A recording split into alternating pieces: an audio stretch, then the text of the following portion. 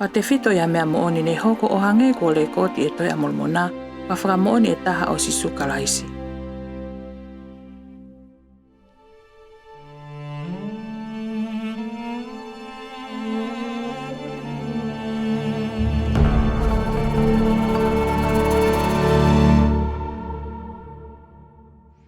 Alama, alama.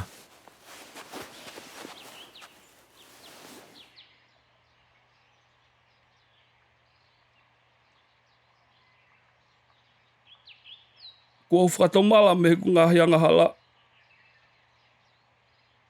Pea kua huhui au e eiki. Hiri haa ku aa me ha fuma mahi lahi. Pea mue whakatomala o au ke me mate. Kua whinangalo ai eiki e ne alo o wha ke whahawhi au i ha tutu o tae ngata. Pea kua whanau i au i he otua.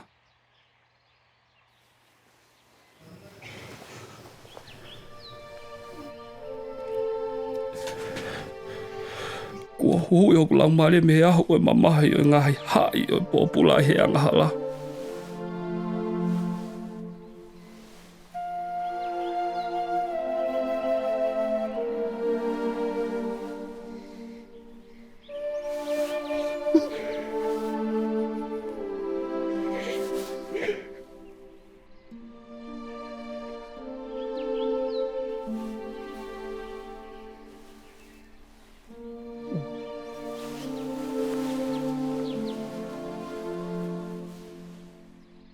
Nā kui he wanu whakapouri taha.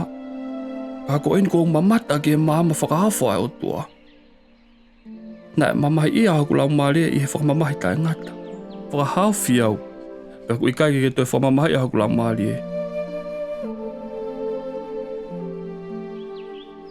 Nā kuri ake aho huhui. E o whaikai ia mea ko rea kia e tau ngahi tamai. Kako eni. Tēne whahai e ke kakai furipe. Io e peluka e tui kotoa pe. E whahai e lelo kotoa pe i ono ao. Io e aha whaka osi. O ka tutu a kakai furipe ke whakamau e ia. E nau toki whahai ia. Koe o tua ia.